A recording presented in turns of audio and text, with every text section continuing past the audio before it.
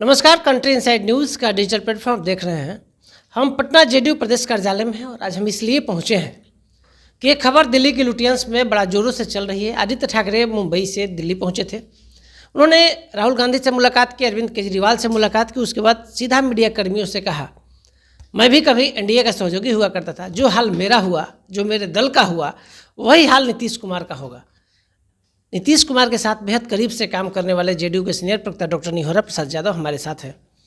NDA alliance में 20 साल का भी अनुभव आपके पार्टी का भी रहा, आपके दल का भी रहा।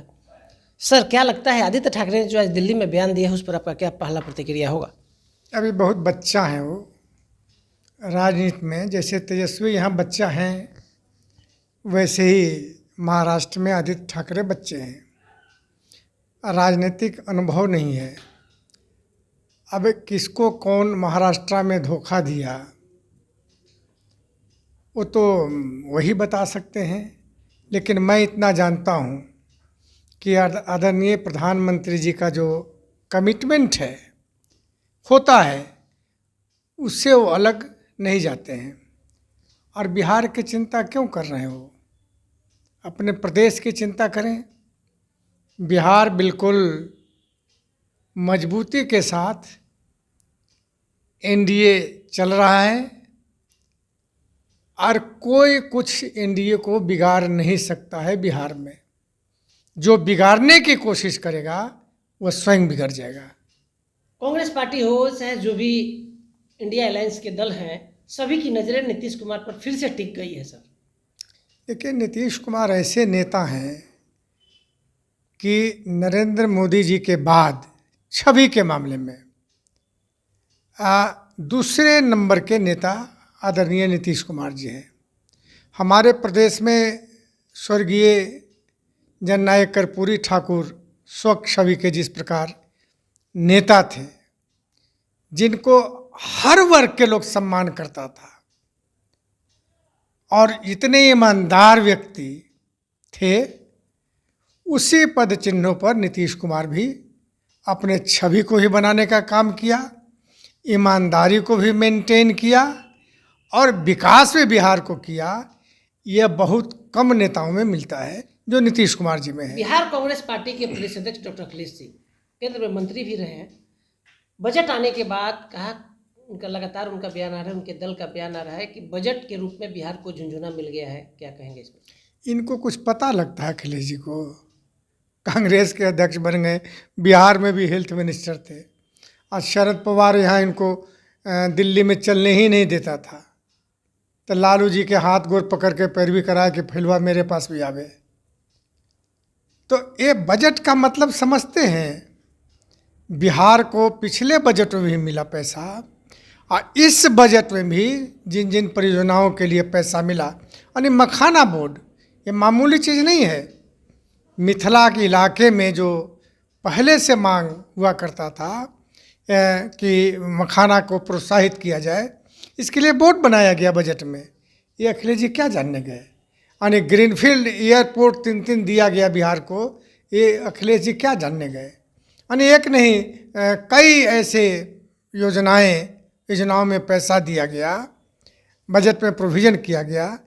ये अखिलेश जी और आरजेडी अंधे जैसा और बहरे जैसा बात करते हैं। अरे भाई, देख तो लीजिए ना कि बजट में बिहार को क्या क्या मिला, तब कोई बात बोलिए तो जनता भी स्वीकार करेगी। देखिए, इंडिया अलायंस के लोग जो बोल रहे हैं, एक लाइन में लगातार इस पे होते रहता है कि नीतीश जी आ जाएंगे, नीतीश जी आ जाएंगे, नीतीश जी आ जाएंगे। यहाँ ग्राउंड में बड़ी मजबूती से काम हो रहा है। नीतीश कुमार के साथ तो आपने काम किया ही है, कर्पूरी ठाकुर के साथ भी आपने काम किया है। कर्पूरी को भारत रत्न दिलवाने में आपकी पार्टी की बड़ी महती भूमिका रही है। क्या लगता है, नीतीश कुमार और जेडीयू सर कमजोर हो गया है क्या, कि इस तरह से दल का लगातार हमला होते रहता है कि आप लोग का ही हो जाएगा, वो हो जाएगा, वो हो जाएगा? क्या जवाब देंगे सर? देखिए कुशलेंद्र जी, एक बात मैं बताता हूँ। हमला उसी पर होता है जो मजबूत होता है, कमज़ोर पर कोई हमला नहीं करता है। नीतीश कुमार जी बिहार में मजबूत हैं और यही कारण है कि इंडिया के लोग, इंडिया गठबंधन, एनडी गठबंधन कहिए, जो नहीं के बराबर है, टूट गया देश पैमाने पर, तो वो हमलावर है। कमज़ोर आदमी को कौन पूछता है? जो मजबूत है उसी पर न हमलावर लोग होगा। आपके जीरो टॉलरेंस पर हम आते हैं। नीतीश कुमार जिस जीरो जीरो टॉलरेंस के लिए जाने जाते हैं, 2005 से 2010 तक जो नीतीश कुमार ने पुलिस के छवि के साथ बिहार में काम किया, पुनः आप लोगों ने लागू कर दिया। उसी तरह का कुंदन कृष्णन और विनय कुमार डीजीपी को लेकर आपने बड़ा काउंटर बिहार में हो रहा है, लॉ ऑर्डर बड़ा अलर्ट हो गया है, क्या कहेंगे इस पर सर? देखिए, शुरू से सत्ता मिलने के पहले आदरणीय नीतीश कुमार जी ने बिहार वासियों को वचन दिया था कि मुझको सत्ता मिलेगा, मैं विधि व्यवस्था ठीक करूंगा, सुशासन लाऊंगा। और 2005 से लाया उन्होंने। कभी कहीं कोई विधि लॉ एंड ऑर्डर के मामले में समझौता नहीं किया। अभी देखा ना आपने, तत्कालीन मुख्यमंत्री आदरणीय लालू यादव जी के साले ने क्या कहा, अन्य मार्ग से फिरौती होता था। मुख्यमंत्री उसका लालू यादव पैसा लेते थे उन लोगों से।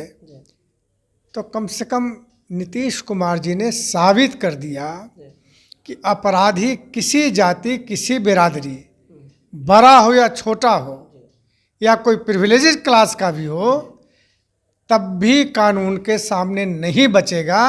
और यही कारण है कि बिहार में लॉ एंड ऑर्डर दुरुस्त है, लोग निर्भीक हैं, मन में भय नहीं है और रात में भी घूमते हैं, कोई दिक्कत नहीं है। लगातार अंतिम सवाल सर, लगातार आप दौरा कर रहे हैं, एनडीए के जो कार्यकर्ताओं का बैठक हो रहा है, प्रवक्ताओं का बैठक हो रहा है, उसमें लगातार आप घूम रहे हैं, कैसा फीडबैक है नीतीश कुमार को लेकर और नीतीश कुमार के नेतृत्व को लेकर?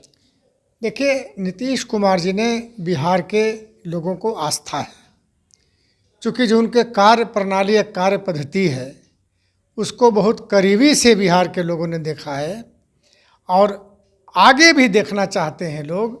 इसीलिए 2025 में जो चुनाव होंगे ऐतिहासिक, और मैं बार बार कहता हूँ कि भले ही फड़फड़ाते रहे तेजस्वी, आरजेडी और एनडी के लोग, लेकिन तेजस्वी यादव उतना सीट नहीं ला पाएंगे जिसमें वो प्रतिपक्ष के नेता बन पाए। रविदास जयंती के अवसर पर home state minister Nityanand Rai ने कहा कि नीतीश कुमार के नेतृत्व में ऐतिहासिक जीत होगी, लगता है सर? हाँ, बिल्कुल ठीक कहा उन्होंने, ऐतिहासिक जीत।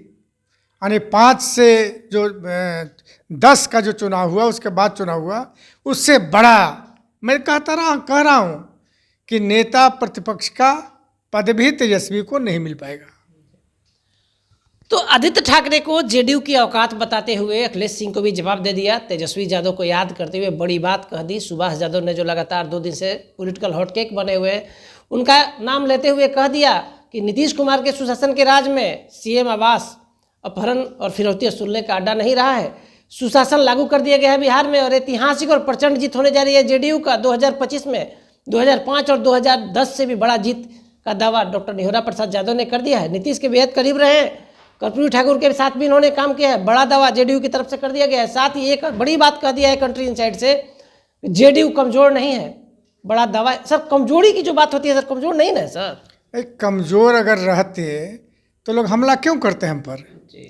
मजबूत व्यक्ति पर ही, जो मजबूत नेता है उसी पर लोग हमला करते हैं, कमजोर पर काहे के लिए करेंगे?